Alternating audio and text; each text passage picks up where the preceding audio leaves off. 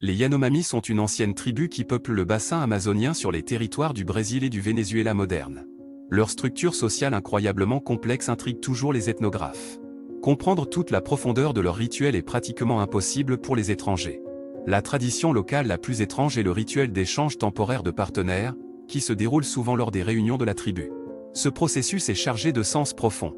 Il sert à résoudre toutes les questions les plus importantes et est strictement réglementé par des règles. Avant que je ne vous parle du rituel en lui-même, discutons d'emblée des principales idées fausses qui pourraient surgir. La femme Yanomami n'est pas synonyme de débauche, mais d'unité sociale.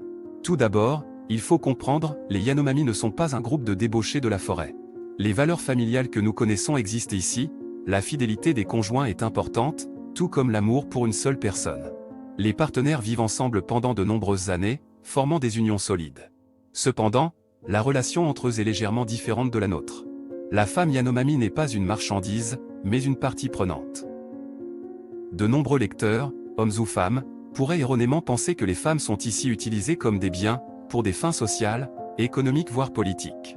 Bien que cela soit présent dans de nombreuses anciennes tribus, chez les Yanomami, l'échange de partenaires se fait toujours sur la base de décisions mutuelles. Les femmes jouent un rôle actif aux côtés des hommes. L'Assemblée des Yanomami explique pourquoi et comment les partenaires sont échangés. La gamme de questions résolues par la tribu des Yanomami par le biais d'échanges temporaires de partenaires est fantastique.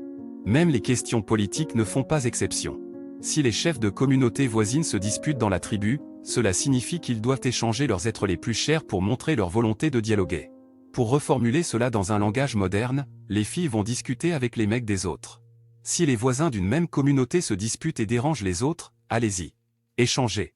Parce que pour parvenir à une compréhension mutuelle, il faut se mettre à la place de son adversaire.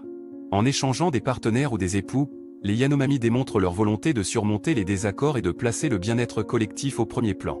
Il ne s'agit pas d'échanger des biens ou de s'approprier quelque chose de l'autre, mais de réciprocité et de respect.